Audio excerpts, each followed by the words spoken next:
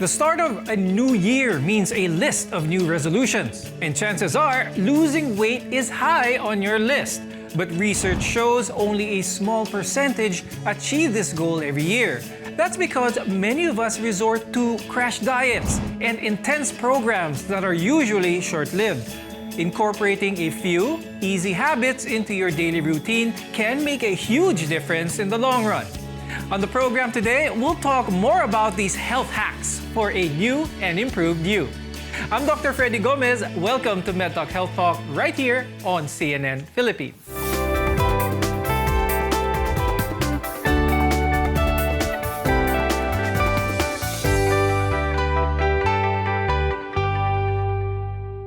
Staying healthy means taking steps in your everyday life to care for your body and your mind.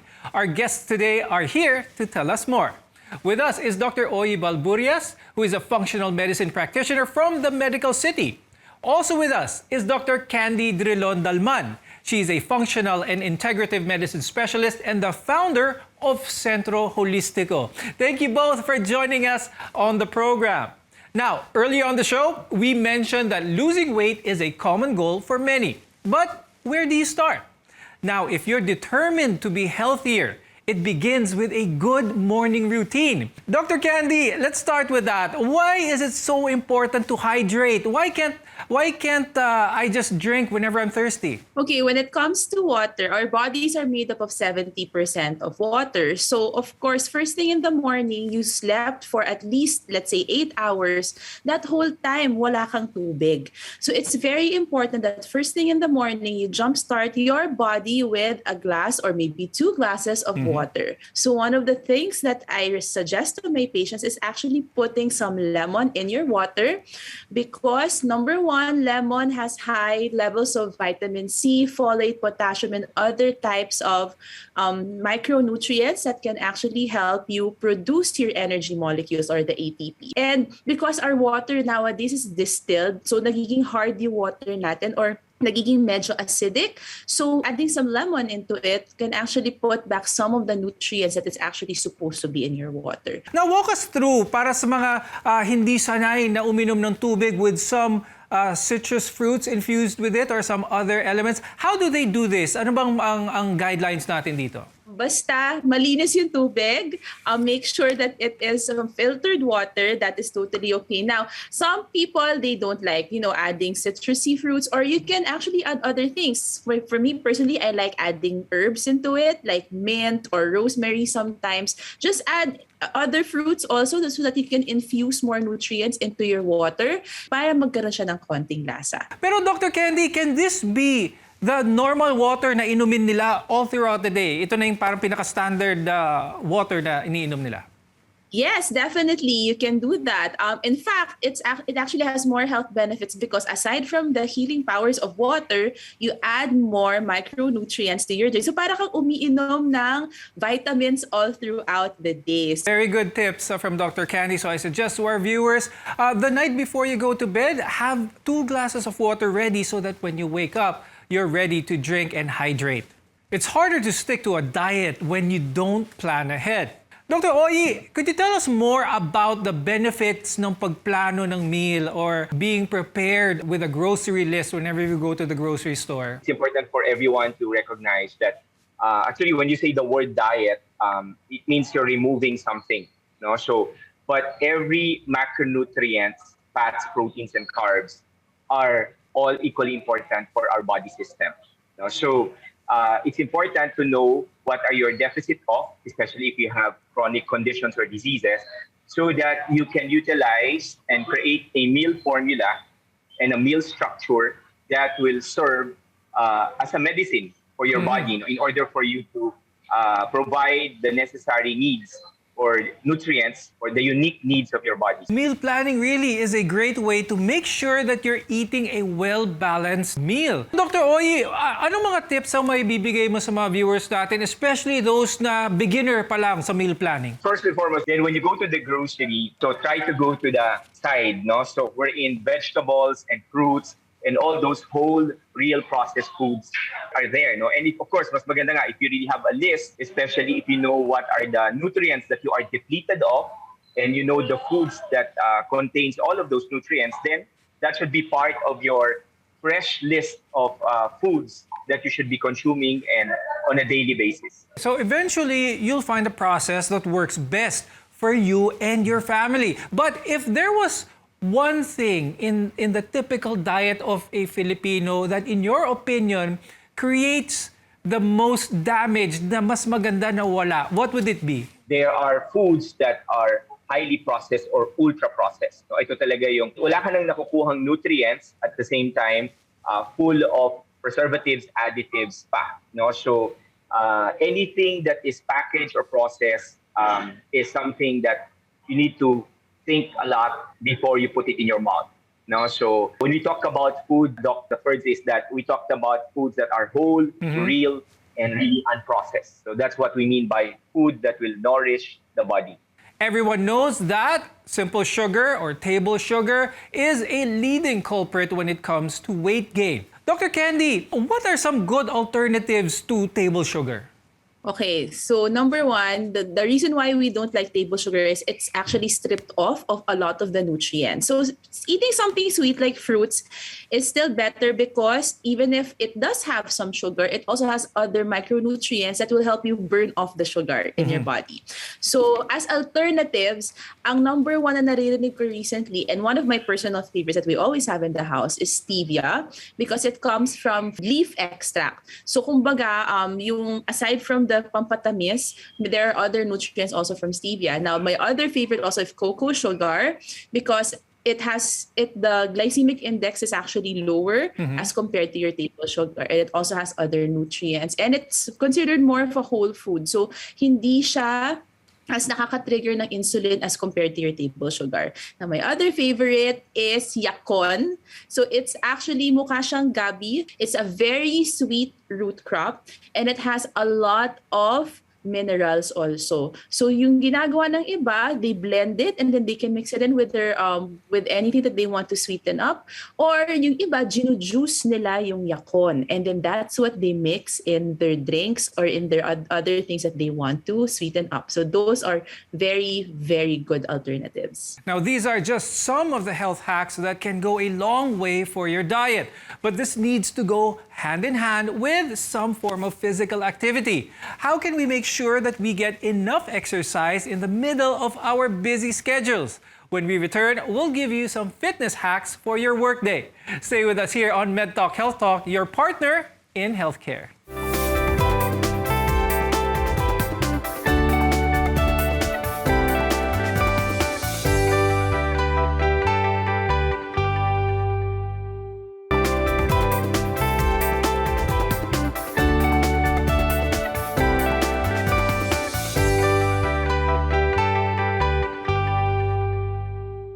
I'm Dr. Freddy Gomez and welcome back to Med Talk Health Talk on CNN Philippines, where caring is our calling.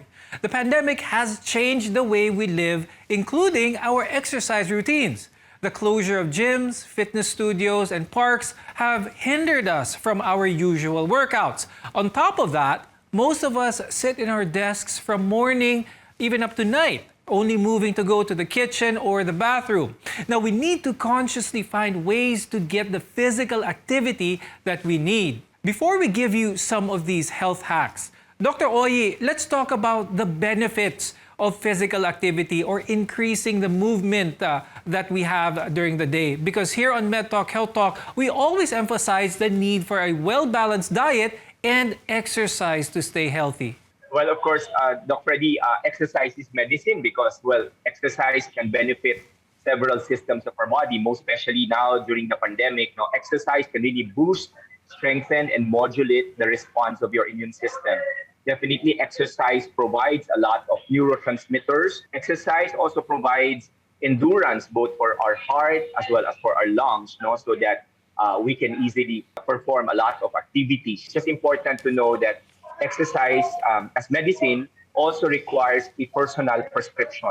So it's important for you to know what's the exact frequency, intensity, as well as duration and the type of exercise that your body will benefit from. Since the onset of the pandemic, many of us find ourselves sitting for extended periods of time. And this has been linked to several medical conditions, including obesity, as well as high blood pressure. Now, a useful hack is to take a stretch break every so often. Now, this can boost your energy, increase your focus, and even improve your mood.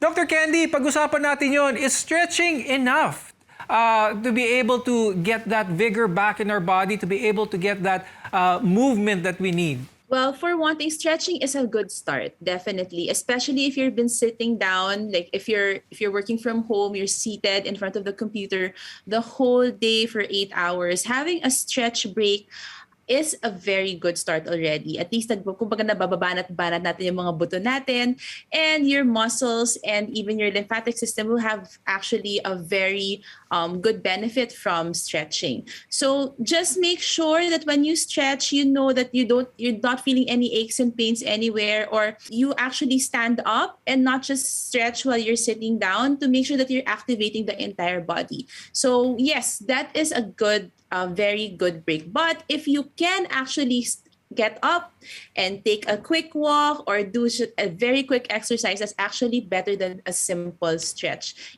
during your work breaks. So stretching is okay, but as Dr. Candy mentioned, increasing that heart rate even just a little bit is also very beneficial. Now, all it takes is setting aside maybe 5 minutes between work hours to stretch those muscles or walk a few steps. Now, before your workday starts, another good way to start your morning is by exercising or having some form of physical activity. Dr. Candy, can you give us some fitness hacks that our viewers can do from home? Okay, so for our recommendation, usually the minimum exercise that the person needs to do is 150 minutes a week of cardiovascular exercise. So that's your walking, jogging, or sprinting, etc. And then 2 times a week of strength training. So that's your calisthenics, your weightlifting, etc. So yun yung general tip. So when it comes to weightlifting, even simple exercises at home, such as yung paggawa ng squats or push-ups, body weight exercises are already good. That's already considered your strength training. Now, when it comes to your cardiovascular workouts, for you to be able to cover the 150 minutes a week, that's simply 30 minutes a day. So staggered mo na all throughout the week. So you can do first thing in the morning, put on your workout clothes, walk outside, or if you have your own treadmill or bike at home, you can do that right away. Just wake up a little. For example, lagi ka nagmamadali or, laging late nagigising, just make that extra effort to wake up 30 minutes earlier every day just to get that workout in. That will make a big difference when it comes to your health. Dr. Oyi, we now know you mentioned how important it is to have some physical exercise. Pero ang tanong is, how often should we be working out to be able to start losing some weight? Well, exercise and movement, Doc Freddy, is different. No? So important on a daily basis really to have an adequate movement per day. No? So for us to really stimulate the system. No? So at least before you start your day, either with stretching exercises that will for 20 minutes that will allow for you to sweat a little bit. That's enough already. So 20 minutes per day of stretching exercises or any form of movement like walking, no? So enough already. And now that restrictions are easing up, it might help to go out for a walk or a very light jog every so often. Walking and jogging are some of the best ways to get exercise as well as lose weight. But ultimately, finding a workout that you enjoy will ensure that you stick to it. Research shows that your mental state can significantly influence your health. With the many stressors brought by the pandemic, how can we reduce anxiety and improve our mental well-being? More health hacks when we return. Your health is our mission here on MedTalk Health Talk.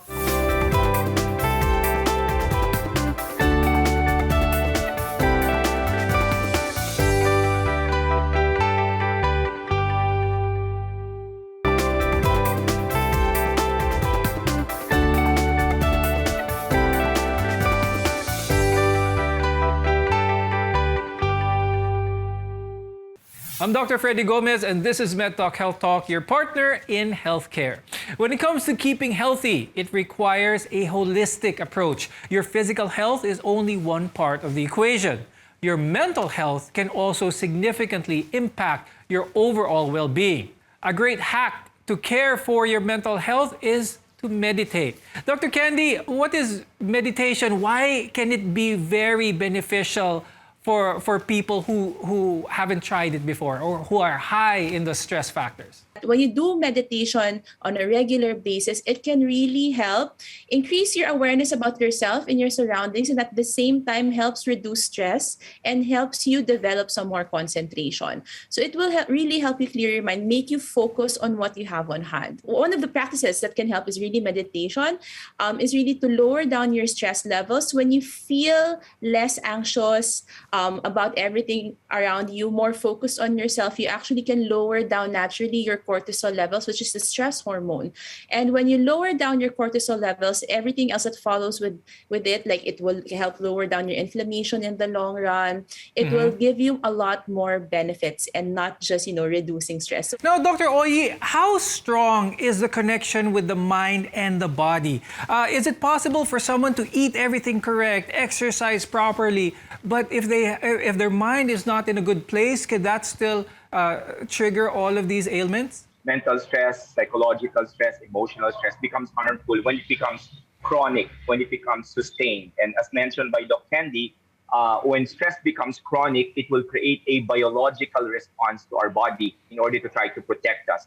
But sometimes if stress is chronic, especially if your stressors are not worth stressing about, that can actually create also biological responses or biological imbalance. So when you're chronically stressed, that would have an impact on the inflammatory response, as mentioned by Dr. Candy, that when inflammation is sustained as well, that could contribute to you why you're having recurring or chronic headache. So everything in the mind, the body is connected. Now, Dr. Oyi, for those who have never meditated before or are new to this, how is this done? Ano mga tips ang pwede mong bigay for beginners? Can this even be done on the go? Well, it can be done anywhere as long as mentioned by Dr. Candy, this is a mindfulness exercise, being self-aware. So there is what we apply, we call it soft belly breathing, wherein you maximally inspire through your nose and slowly exhale through your mouth, just making sure that your belly is soft and not tight.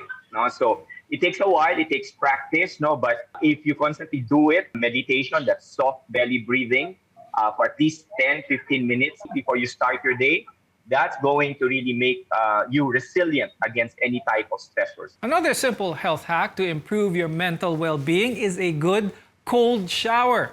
Now, while most of us usually prefer warm showers, some studies show that using cold water can actually have some benefits.